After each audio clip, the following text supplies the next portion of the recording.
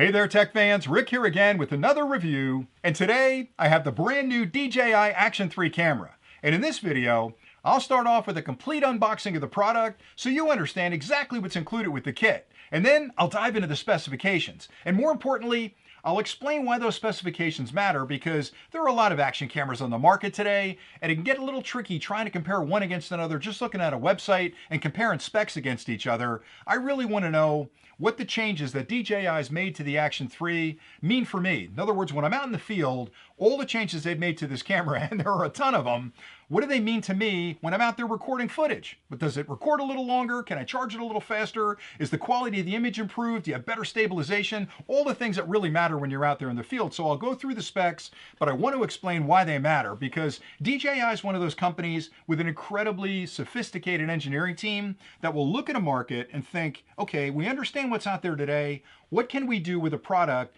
to improve that experience in the field? And they've done that ever since they released the original Osmo Action. And to be fair, I'm a huge fan of their action cameras because when this product came out, they were the first company that had a dual screen. They were the ones that put the screen on the front. And you might think, okay, big deal. Well, everybody's got that today. But they were the first. And I thought, that's a brilliant innovation because when you're out there in the field using an action camera, I want to know that I'm centered in the frame. And if there's no screen on the front, I've got to carry a monitor with me or I've got to have my phone or my tablet and sort of figure out where I'm at. And that's extra gear out in the field. With this one, you power it up, I can see exactly what the camera sees. So I know I'm in the center of the frame. I'm not off to the side with half my face on the screen. So that was a major improvement. There were a ton of other things they built into it. So I love this camera an awful lot. Then they came out with the Action 2, and this was a radical departure from a standard action camera. It's modular, it's configurable, I can snap a battery on, I can snap a screen on, it's magnetic, I can stick it to things. So it was just definitely a major upgrade from the original Osmo Action, and I've used that camera ever since it was released. I use it almost every day when I'm out in the field. I just love both of these cameras. So the Action 3, DJI's improved virtually every aspect of what these cameras provide, and I'll get into all those when I talk about the specifications, but I don't want to bore you with dry specs. I want to talk about why these things matter and why this camera is different. So let's get started with the unboxing because I haven't opened the camera yet and I can't wait to get inside there and see what it's got. Now, this camera is sold in a couple of different configurations. The one I've got is called the Adventure Combo, which includes a lot of extra stuff. So it's got the camera, it's got a selfie stick, which by the way can be invisible. That's one of the features they've improved. It also has a charging hub that holds up to 3 batteries. Now, I always recommend if you can buy the camera or you can buy a drone in a combination, it's probably a better thing for you because those combinations include things that you'll end up purchasing later on anyway. And if you buy things individually, it tends to cost you a little bit more money. So buying a combo like this gives me extra batteries, which I know I'm going to need, gives me a selfie stick, gives me a charging hub. So all of that stuff are things that I'm going to add to my kit down the road. But I'm still talking. Let me get inside the box. Now, I haven't opened it yet. I haven't played with it. I love the Osmo Action. I love the Action 2. I've been using those. I can't wait to get this out in the field and start testing it. So it looks like there's a seal at the bottom. Got my little slice cutter here. Let me open it up. Boy, it's got some weight to it too. It's really got some weight. All right, I'm going to open it up and just give me a minute to drink it in. Woohoo! All right. Anytime I get new tech, I just get really excited. So, all right, so inside the box, there's the Action 3. There's the charging hub, and there's a mystery box at the bottom. I don't know what's in there. We're going to tear into that in a second. But let's get the camera out and take a look at it. Oh, man, this is a beauty. All right, so very traditional in the design. Matter of fact, it's very similar to the Osmo Action, but the first thing that's obvious is look at the size of that lens on there, right? So it's a much bigger sensor. The new Action 3 has a sensor that's 1 over 1.7 inches, which means it's got a bigger sensor, it's going to capture more information, it's going to give you a crisper image. It's so good that it'll record 4K footage at 120 frames a second, which is unbelievably good. It's ultra high definition. It also has the ability to be incredibly stable. Now this one had a couple of stabilization features built in where if you move the camera around, it would keep the image relatively stable. This one has 2 modes. It's got one that'll keep you rock steady, it's called. It'll keep you constantly, if it's juggling around on your drone or you've got it, on your bike or you've got it on your skis, on the front of your skis, it'll take care of that stabilization electronically inside the camera.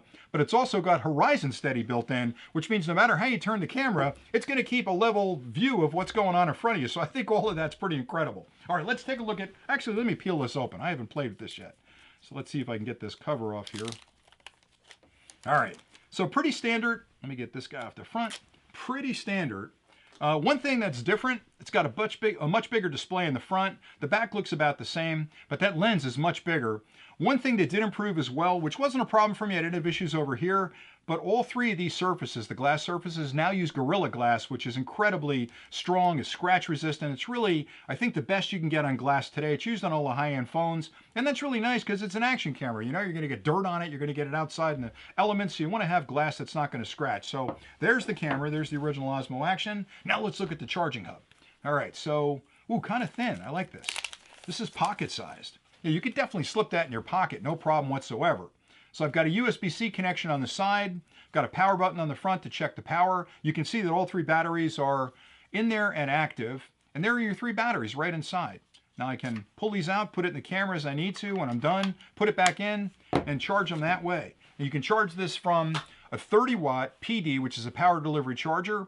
And the incredible thing is the batteries are fast charging batteries. So if it's in the camera, it's in the hub, you can charge a battery up to 80% in 18 minutes. Now that's a major improvement. And you wonder, well, what's the big deal? The big deal is I want to get out the door and record. And when I'm in the field, if I go through my second battery and I'm into my third battery, I want to make sure that first battery can charge really quickly. So 18 minutes to get it to 80% means I can continuously record pretty much all day by just charging my batteries. They also work in environments that are a lot colder. So one of the challenges with action cameras, electronics in general, is that when the temperature goes down, the performance of that device really degrades. Batteries don't last as long, the charge doesn't last as long, you can't record as long. With this camera, it's built to be ready for really, really cold environments. So you can use this camera down to temperatures of -4 degrees Fahrenheit. Now, think about that. I'm not going to be out in that kind of weather, but if you're a skier and you're out there in the cold, that's great to know that I can use it, you know, out there in that freezing cold temperature. It does reduce the amount of recording time a little bit. The unit will record on a fully charged battery normally about 160 minutes, which is absolutely incredible. That's almost 3 hours of recording time from a single battery. When you're in the cold, I think it's reduced to about 150 minutes, which is still pretty incredible. It's well over 2 hours. So it's really built to handle those extreme cold environments. And again, if you're a skier, you like to be outdoors and it gets really cold, that's the camera to use.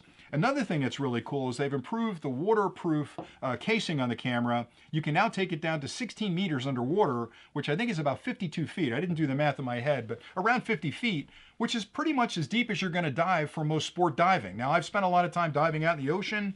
A 50-foot dive is about an average dive. So if you're snorkeling or you're on vacation, the old ones can only go down a little bit. This one can go down to 16 meters, which is really deep, you know, with the camera, without a case, without worrying about anything. All right, let's see what else is in the box. So a ton of manuals. I always recommend reading these manuals. I know it seems pretty intuitive. You put a battery and an SD card in it, you go out there and record, but read through the manuals because there's a lot of features and functions in the camera that you're going to want to understand to get the best value out of it. They also include a charging cable, kind of cool. It's USB-C to USB-C. And again, to charge this, you'll need at least a 30-watt PD charger. It's got a USB-C connection on the side, so if you get one of the newer chargers, probably has a USB-C connection on the charger as well. All right, what's in this box in the bottom? That's what's got me interested. Oh, there's a panel on the side here. Oh, there's the selfie stick. All right, so they include a selfie stick with this particular combo. This is a really nice selfie stick. It's got a rubberized grip on the bottom of it. It's got a standard 3-finger GoPro mount at the top, and it's got a 1/4" 20 on the bottom as well. So I can use this with a tripod if I want, or I can use it just as a selfie stick alone. But this is an invisible selfie stick, so wow, that's got a lot of, look at the height on that thing. Geez, that's nice and long.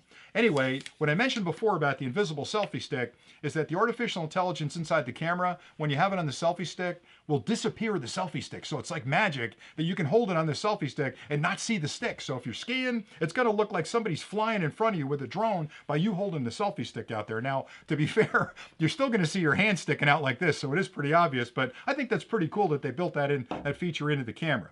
All right, so let's see what's in the box. Boy, it's figuring out that it's the toughest part to open is the box. Let's get this guy out. All right, so probably a bunch of mounting stuff in here. Yeah, definitely. All right, so inside the box, boy, there's desiccant. I always recommend throwing that desiccant out. Now, if you got small kids, chuck it, make sure it goes in the garbage, or if you got pets. I hang on to desiccant. I've got a Ziploc bag that I put all my desiccant in, because one little trick I'll let you in on, if you've got a phone and it gets wet, nothing works better than a bag full of desiccant. So if you want to save those in a Ziploc bag, if you have kids, put it way up high where they can't get to it. But if you drop your phone and it's not waterproof in water, stick it in that Ziploc bag. That desiccant will absorb all that extra moisture, and you can take your phone out and use it again. But anyway, be careful with the desiccant because that stuff is really dangerous. All right, so the first thing I've got here is a mount for the camera, and it uses a similar mount to the Action 2, where it's got these clips on either side and a magnetic feel to it. So let's see what happens. Whoa, whoa, did you see that? It grabbed right onto the camera and it holds it. Man, is that on there? That's not going anywhere. And then there's a side mount as well with the camera case that allows me to move it to a vertical position as well. So let me get this guy off. And let's see what else we got.